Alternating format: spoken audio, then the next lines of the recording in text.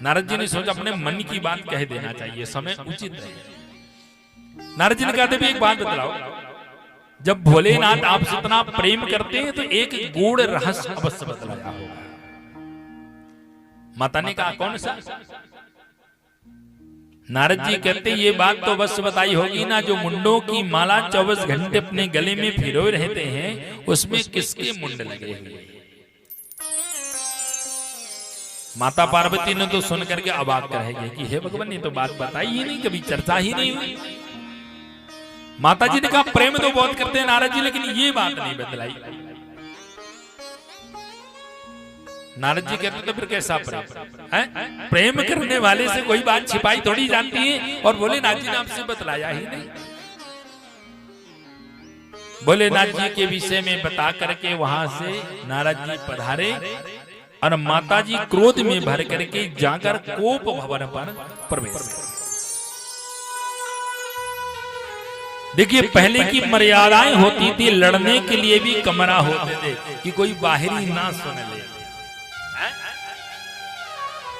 और यदि उस भवन के अंदर माताएं चली जाएं तो समझ जाइए बात सस्ते में नहीं बनने वाली, बहुत महंगाई हो जाती है।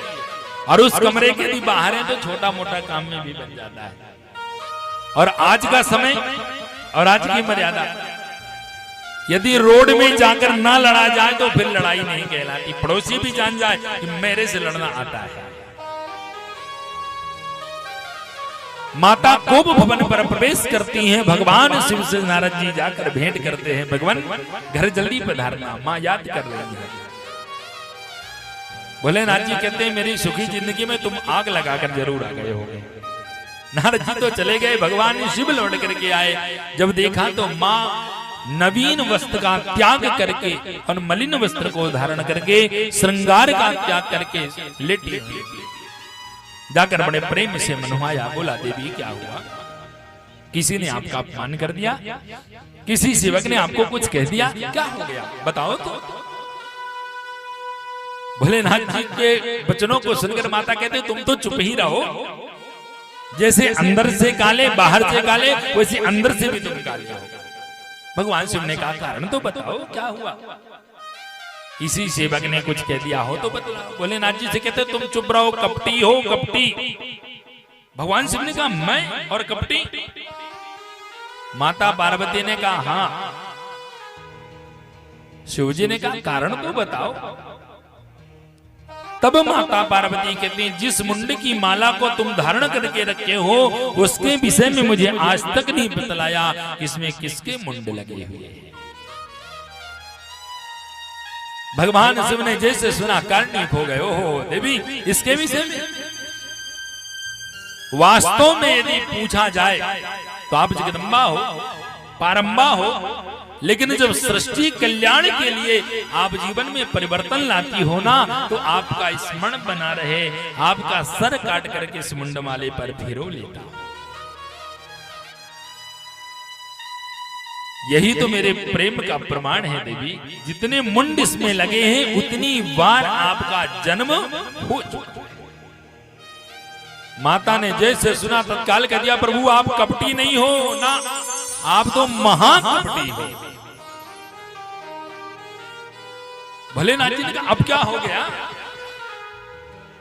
माता कहती है मुझे आप तो मरते नहीं और मुझे बार बार मरना पड़ता है। यदि प्रेम किए होते तो जो जड़ी, जो औषधि, जो दवा आपने खाई है वे मुझे भी खिला जाए जिससे मैं भी नहीं मरता। भगवान भोलेनाथ कहते हैं देवी मैं जिस औषधि को पान किया हूं ना वो सबको नहीं खिलाया जाता। यदि वो सबको खिला दिया जाएगा तो ब्रह्मा जी और हमारे बीच में झगड़ा हो जाएगा, सब अमर हो जाएंगे। माता पार्वती ने जैसे सुना तत्काल हट कर लिया प्रभु वह कथा मैं भी सुन करके रहूं। और देखिए भगवान शिव ने तो बहुत समझाया माता पार्वती को, माने नहीं माने, क्योंकि कुछ हट बहुत खतरनाक होते हैं आप सब जानते हैं, मैं नहीं बताऊंगा। अभी मुझे 6 दिन और कथा करनी है ना तो इशारा ही पर्याप्त है। कुछ हट ऐसे होते हैं जिनके सामने अच्छों को झुकना पड़ जाता है।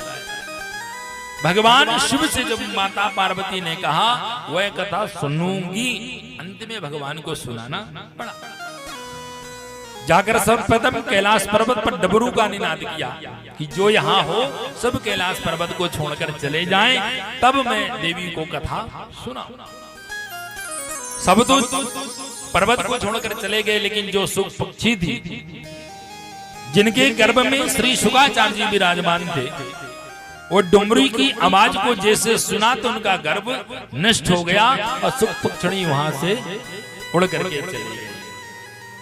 माता विराजमान हुई, भगवान शिव विराजमान हुए, आपस में वार्तालाप हुई। भगवान भोलेनाथ जी कहते देवी मैं जब कथा सुनाता हूं ना तो मेरी समाधि लग जाती है, नेत्र बंद हो जाते हैं।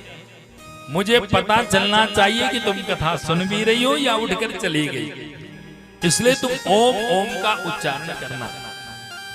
क्योंकि पहले के बुजुर्ग करते थे ना, जब नाती को किस्सा सुनाया करते थे तो नाती से क्या करते थे, हो की भरना, तो नाती बोलता था, बाबा कथा सुनाते थे। वैसे भगवान शिव कहते हैं तुम ओम ओम का उच्चारण करना। माता करती ओम ओम, भगवान शिव ने कहा कथा का नियम सुनो। सर्वप्रथम नियम है भागवत कथा को अर्थात अमर कथा को व्यासपीठ के पृष्ठभाग पर बैठ करके नहीं सुनना चाहिए। दूसरा नियम है भगवान की कथा एक चित्त होकर के श्रवण करना चाहिए, इधर उधर मन नहीं भटकाना चाहिए, बीच में किसी की बुराई नहीं करना चाहिए कि सास जेठानी जेठ जेठानी कुछ भी आ जाए, ये नहीं आना चाहिए। और बहुत ही मन होना कि कुछ मुंह चला लें तो बीच में जय श्री